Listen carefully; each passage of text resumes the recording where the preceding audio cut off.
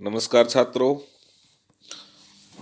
आज BA part second paper first प्रमुख राज्य व्यवस्थाओं में हम अगला टॉपिक की स्विट्जरलैंड के संविधान के बारे में अध्ययन करेंगे। तो स्विट्जरलैंड का संविधान का विकास और उसकी विशेषताएं, विकास कैसे हुआ और उसकी विशेषताएं क्या क्या है, इसके बारे में अपन अध्ययन करेंगे। उससे पहले स्विस संवैधानिक जो व्यवस्था है उसके अध्ययन का महत्व क्या है उसके बारे में अपन जानकारी लेंगे। तो स्विस संवैधानिक व्यवस्था के अध्ययन का महत्व के बारे में मैं आपको बताऊं कि लगभग 50 लाख जनसंख्या और 16,000 वर्ग मील भूमि का देश स्विट्जरलैंड विश्व के सबसे छोटे स्वतंत्र राज्यों में से एक है, लेकिन अपनी विशिष्ट राजनीतिक संस्थाओं के कारण स्विट्जरलैंड स्विस संविधान और शासन व्यवस्था के अध्ययन का निश्चित रूप से बहुत अधिक महत्व है। साधारण व्यक्ति के लिए स्विट्जरलैंड विश्व का सबसे प्रमुख प्राकृतिक सौंदर्य का केंद्र स्थल, रेड क्रॉस और प्रसिद्ध घड़ियों का निर्माण स्थल ही है, लेकिन राजनीतिक विज्ञान के जो विद्यार्थी हैं उनके लिए इसका बहुत अधिक महत्व है। महत्व क्या है? यह प्रजातंत्र का घर है। किसका घर है? ये प्रजातंत्र का। और विश्व की सबसे प्रमुख राजनीतिक प्रयोगशाला है। प्रजातंत्र का घर है और विश्व की सबसे प्रमुख राजनीतिक प्रयोगशाला है। संघीय सरकार के मुख्य कार्यालय यहीं पर स्थित हैं और स्विट्जरलैंड के संवैधानिक महत्व का अध्ययन अपन निम्न रूपों में कर सकते हैं। सबसे पहला है विश्व का सर्वाधिक प्राचीन गणराज्य, गणतंत्र। स्विट्जरलैंड विश्व का सबसे प्राचीन गणराज्य है। सन 1848 के संविधान द्वारा स्विट्जरलैंड में गणतंत्र की स्थापना हुई और उस समय पर वह आधुनिक विश्व का केवल एक अकेला गणतंत्र था। 1848 से पूर्व स्विट्जरलैंड में इस प्रकार का राजतंत्र नहीं रहा जिस प्रकार का राजतंत्र इंग्लैंड, फ्रांस और सोवियत रूस में रहा हो। रेपार्ड इसी बात को दृष्टि में रखते हुए लिखते हैं कि स्विट्जरलैंड युगों में से गणराज्य रहा है। दूसरा, प्रजातंत्र का आदर्श प्रतीक। स्विस राजनीतिक व्यवस्था को महत्व प्रदान करने वाला दूसरा तथ्य है उसका प्रजातंत्रात्मक लक्षण है। आधुनिक युग में स्विट्जरलैंड उसी प्रकार से प्रजातंत्र का प्रतीक है जिस प्रकार प्राचीन विश्व में एथेंस था। स्विस प्रजातंत्र के नागरिकों को राजनीतिक व्यवस्था में भाग लेने की जितनी सीमा तक शक्ति प्रदान की गई उतनी सीमा तक अन्य किसी लोकतंत्र में प्रदान नहीं की गई है। 5 स्विस कैंटनों में वर्तमान समय में भी प्रत्यक्ष लोकतंत्र है और नागरिकों के द्वारा जनसभाओं में कानूनों का निर्माण किया जाता है। लोक निर्णय और आरंभक स्विट्जरलैंड में ही प्रारंभ उदय हुआ था और वर्तमान समय में भी इनका बहुत अधिक सीमा तक पालन किया जाता है। अतः यह ठीक ही कहा गया है कि यदि ब्रिटिश संसदात्मक व्यवस्था का और अमेरिकी संघात्मक व्यवस्था का जनक है तो स्विट्जरलैंड आधुनिक विश्व में प्रत्यक्ष प्रजातंत्र का घर होने का दावा कर सकता है। तीसरी है विविधता में एकता। स्विट्जरलैंड में विविधता के बीच एकता का भी उदाहरण है, आदर्श उदाहरण उपस्थित है। स्विट्जरलैंड में भाषा, धर्म और संस्कृति में भेद पाए जाते हैं, लेकिन इन भेदों के बावजूद राष्ट्रीय एकता की भावना बहुत अधिक प्रबल है।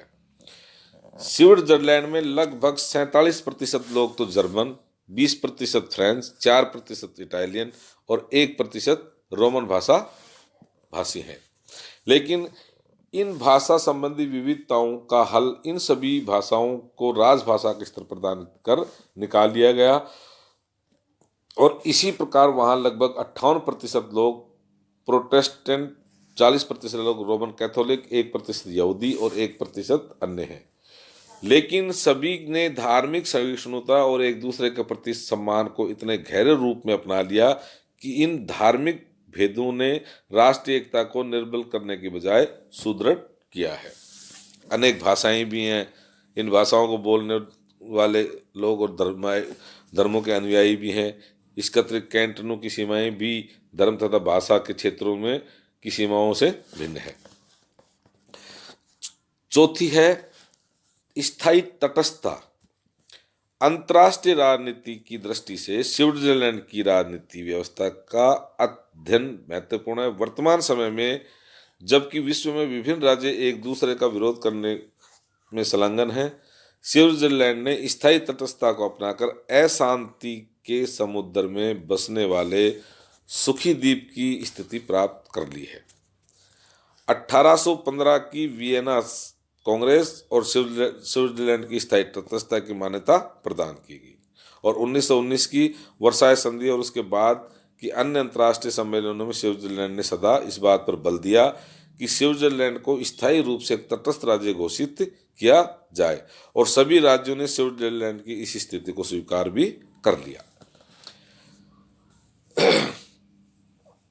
प्रथम महायुद्ध और द्वितीय महायुद्ध में स्विट्जरलैंड ने युद्धरत देश दोनों पक्षों के साथ समान संबंध बनाए रखे और हिटलर और मुसोलिनी ने भी उनकी तटस्थता को बने रहने दिया। इस तटस्थता की नीति के कारण ही स्विट्जरलैंड 2001 में तक संयुक्त राष्ट्र संघ की सदस्यता भी प्राप्त नहीं की, क्योंकि संघ की सदस्यता सदस्य राष्ट्रों को आक्रमणकारी राज्य का विरोध करने का दायित्व सौंपती है। तो 2002 में ही स्विट्जरलैंड ने संघ की सदस्यता प्राप्त की। और पांचवा है बहुल कार्यपालिका। सामान्यतः ऐसा समझा जाता है कि कार्यपालिका संगठन एकल होना चाहिए, जिसमें उसके द्वारा शासन व्यवस्था का संचालन कुशलता के साथ किया जा सके। जैसे भारत, ब्रिटेन और अमेरिका में एकल कार्यपालिका है, लेकिन स्विट्जरलैंड में 7 सदस्यों को बहुल कार्यपालिका अपनाया गया है। 7 सदस्यों की बहुल कार्यपालिका। यह कार्यपालिका न तो पूर्ण अंशों में संसदात्मक है और न ही अध्यक्षात्मक, वरन इसमें दोनों से कई गुणों का ग्रहण करते हुए विश्व के सम्मुख एक नवीन उदाहरण उपस्थित कर दिया गया है। अब स्विट्जरलैंड का संवैधानिक विकास कैसे होता है? 1291 राज्य मंडल का स्थायी मैत्री संघ बनता है। उसके बाद राज्य मंडल की जो दुर्लभता आती है, उसके बाद हैविलिटन की गणराज्यों की स्थापना होती है। फिर वियना सम्मेलन में नवीन संविधान बनता है। ये 1815 से 1848। 1813 में जब नेपोलियन पराजय के पश्चात यूरोप के संयुक्त राज्यों में 1814 में स्विस डाइट को एक नया संविधान बनाने के लिए विवश किया गया। इस नवीन व्यवस्था को पैक्ट ऑफ पेरिस कहा जाता है और 1815 की वियना कांग्रेस ने इस नवनिर्मित संविधान को स्वीकार कर लिया। वियना कांग्रेस ने जहां एक और स्विट्जरलैंड की आंतरिक व्यवस्था निर्धारित की, वहीं राष्ट्रीय राजनीति में स्विट्जरलैंड की स्थायी तटस्थता की घोषणा कर उसकी वैदेशिक स्थिति को भी निर्धारित कर दी गई। फिर संघर्ष और केंद्रवादी शक्तियों की विजय हुई। 1815 में नवीन व्यवस्था लागू किए जाने के बाद में कैंटनों के मध्य संवैधानिक और धार्मिक मतभेद, उनके परिणाम स्वरूप संघर्ष प्रारंभ हो गया।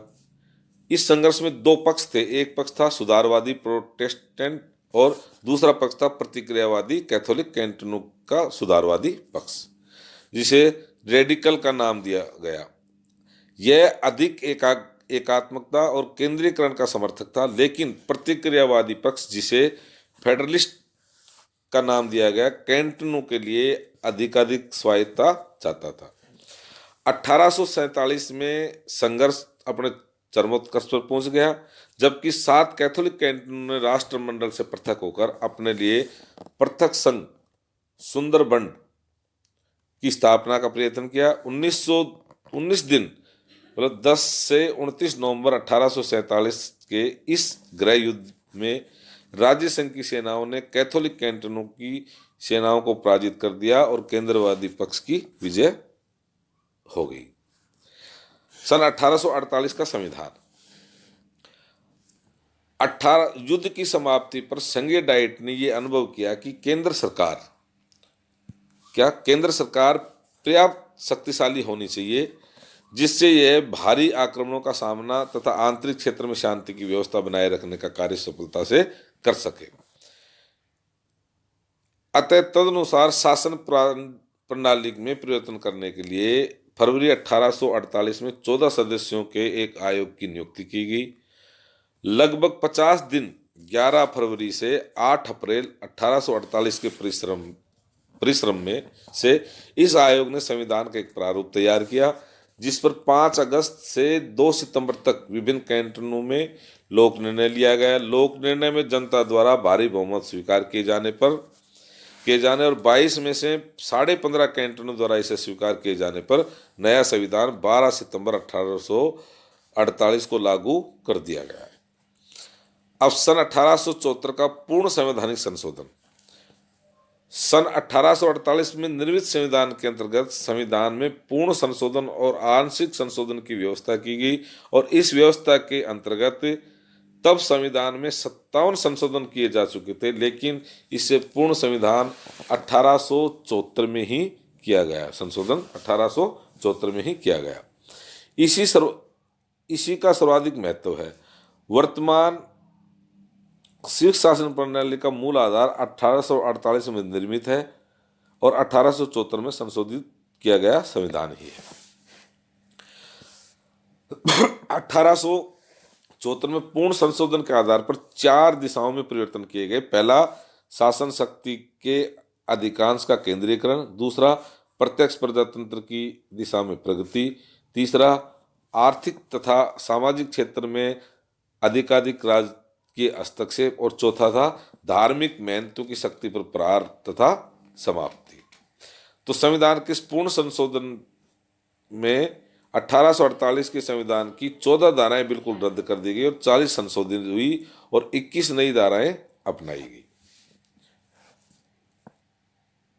यह संशोधित संविधान 19 अप्रैल 1874 को जनता तथा राज्यों के बहुमत द्वारा स्वीकार कर लिया गया। यह संशोधित संविधान 11 मई 1874 से प्रभावी हुआ। पूर्ण संशोधन का एक महत्वपूर्ण कार्य संघीय सरकार की समस्त सेना पर नागरिक सत्ता का पूर्ण आधिपत्य स्थापित करना था। और 1874 के उपरांत संवैधानिक विकास। 1874 के से लेकर अब तक संविधान में अनेक संशोधन हो चुके हैं। संशोधनों के परिणाम स्वरूप संघीय सरकार की शक्तियों का और केंद्रीकरण हुआ और इस संशोधन ने जीवन के आर्थिक तथा सामाजिक क्षेत्र में शासन को और अधिक उत्तरदायित्व सौंपे हैं। इसके साथ ही कानून निर्माण में लोक निर्णय को अपनाकर लोगों को कानून निर्माण में पहले से अधिक भूमिका और शक्ति प्रदान की गई है। 1935 में एक आंदोलन के माध्यम से मांग की गई कि स्विट्जरलैंड के संविधान में पुनः पूर्ण संशोधन होना चाहिए।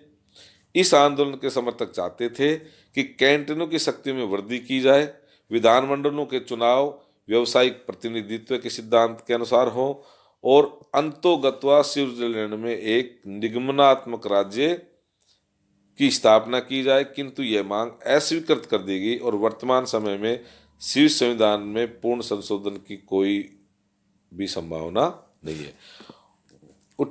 1998 में निर्मित और 1999 में लागू किया गया संविधान स्विट्जरलैंड की समस्त शासन व्यवस्था का संचालन 1848 में निर्मित और 1874 में पूर्ण संवैधानिक संशोधन के आधार पर संशोधित संविधान के आधार पर ही किया जा रहा था।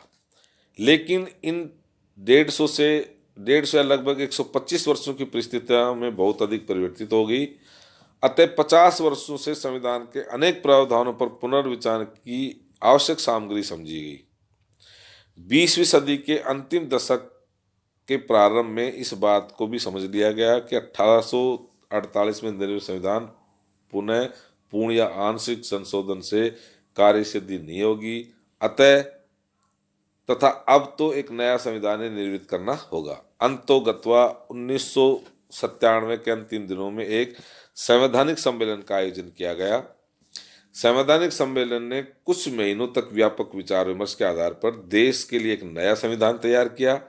संघीय शासन ने 18 दिसंबर 1998 को इस नवीन संविधान को स्वीकार करने का अधिदेश जारी किया, डिक्री जारी की और 18 अप्रैल 1999 से स्विट्जरलैंड में एक नया संविधान लागू हुआ।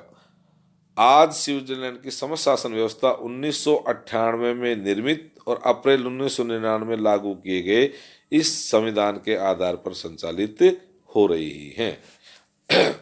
तो 1900 अप्रैल 1999 में लागू किया गया संविधान के आधार पर ये सारी प्रक्रियाएं चालू हैं। ये थे इसका विकास। अब अगले उसमें अपन पढ़ेंगे इसकी विशेषताएं क्या क्या है।